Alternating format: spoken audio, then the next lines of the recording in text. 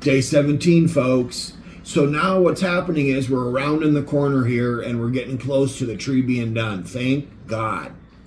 What I like to do to finish my tree always is I incorporate the clip-on birds and then icicles to finish it. I oftentimes think it's like frosting on a cake. And so the birds are something that I've collected since I was a little kid. So I'm going to share with you today some birds, and then probably the next 3 or 4 shorts. That's all we're going to do is birds, because I want to show you the variety and how many I've got.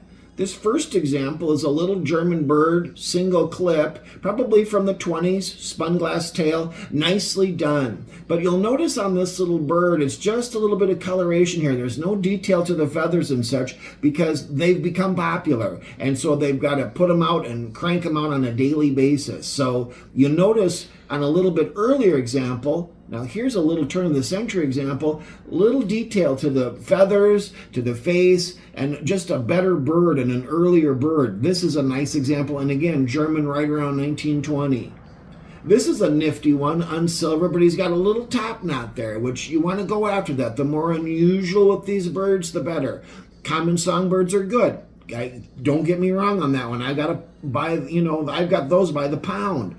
But I like the more unusual. Like this guy with the little top knot. Neat little bird. Again, probably about 1910. Double legs on here.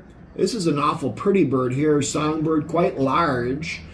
Beautifully done. And kind of a red, white, and blue type coloring for a patriotic tree.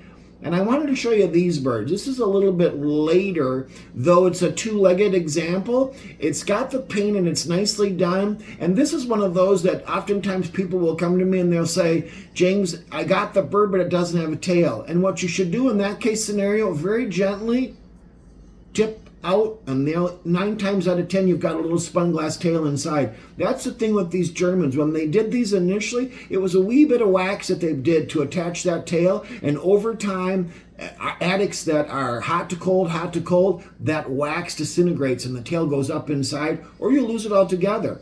Here's another little guy right here, well done, probably from the 20s, nice markings, and he too has a wonderful little fluff tail. Single little clip on him, he's a little cutie, and he works well on the balance on the end of a tree. We'll see you tomorrow.